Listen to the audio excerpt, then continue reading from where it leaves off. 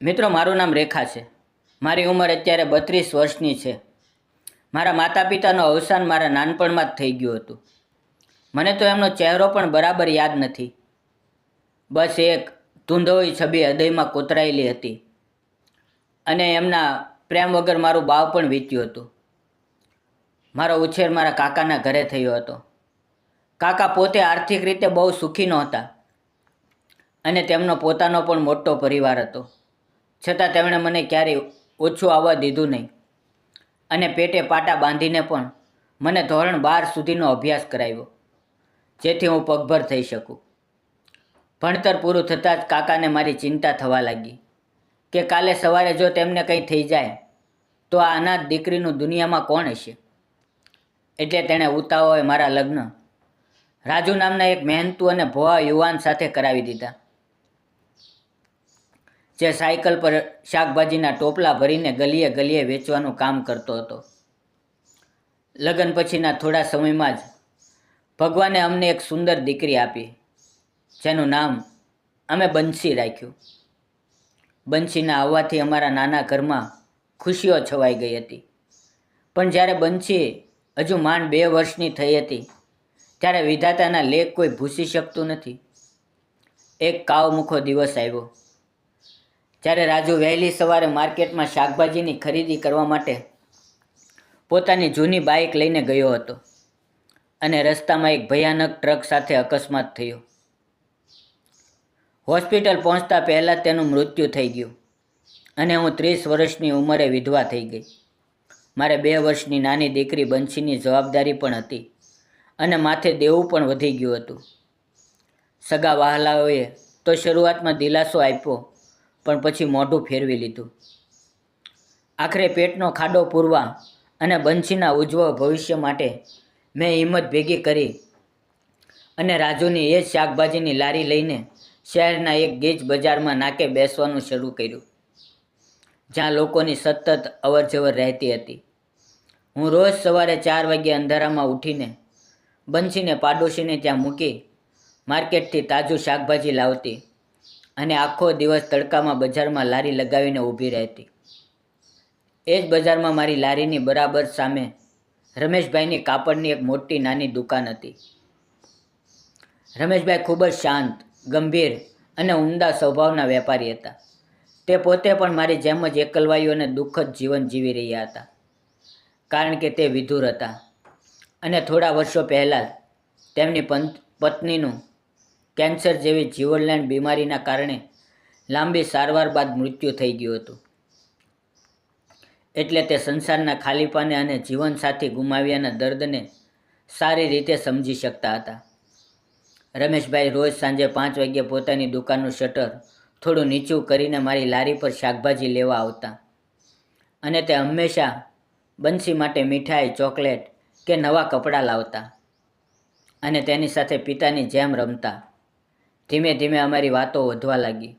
તે ઘણીવાર પૂછતા કે રેખા, આજે જમવામાં શું બનાવશો? અને હું પણ મારું બધું જ દુઃખ તેની સામે ઠાલવતી, કારણ કે તેમના જેવું સંભાવનાર મને કોઈ મળ્યું નહોતું. રમેશભાઈની આંખોમાં પણ પોતાના પત્નીને ગુમાવ્યાનું દર્દ અને એકલતા સાફ દેખાતી હતી, જે મને તેમની નજીક ખેંચતી હતી. એક દિવસ અચાનક વાતાવરણ બદલાયું અને મને ખૂબ જ તીવ્ર તાવ આવ્યો.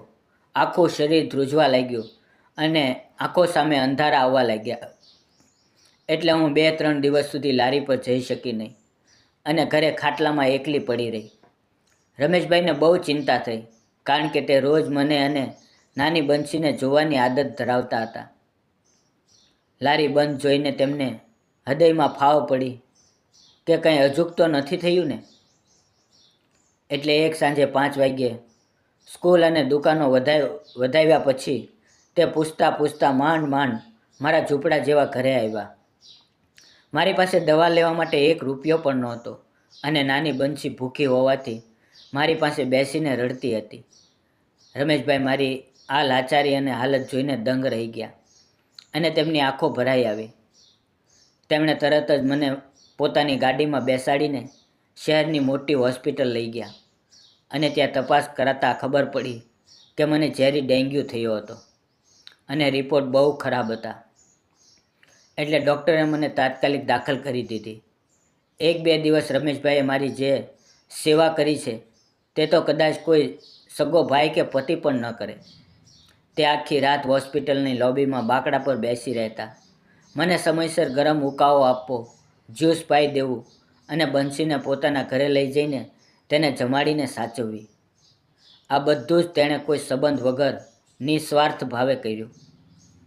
તેમની આ પવિત્ર લાગણી અને દરકાર જોઈને મારા મનમાં વર્ષોથી દબાયેલી પ્રેમની ઈચ્છા ફરી જાગી ગઈ અને મને લાગ્યું કે ઈશ્વરે મારા માટે આ ફરિશ્તો મોકલ્યો છે.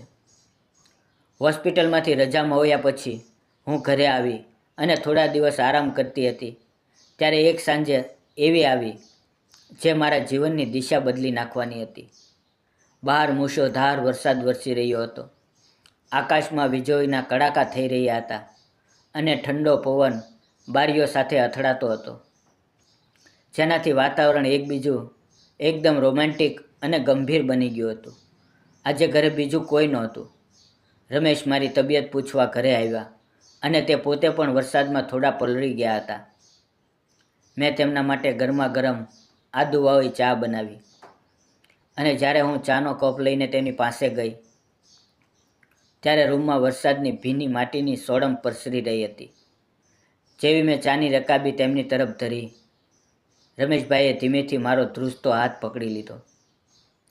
તેમનો સ્પર્શ થતાં જ મારા આખા શરીરમાં એક મીઠી ઝણઝણાટી પરસરી ગઈ. તેની આંખોમાં એક અલગ જ નરમાશ, આદર અને ઉમળકો હતો. તેણે મારો હાથ પોતાના હૃદય પર મૂક્યો અને ખૂબ જ ગંભીરતાથી કહ્યું, રેખા, આપણે બંને જીવનના એક જ મુકામ પર ઊભા છીએ, જ્યાં માત્ર એકલતા અને યાદો છે. હું તને અને નાની બંસીને મારા પરિવાર તરીકે, મારી પત્ની અને દીકરી તરીકે સ્વીકારવા માંગુ છું.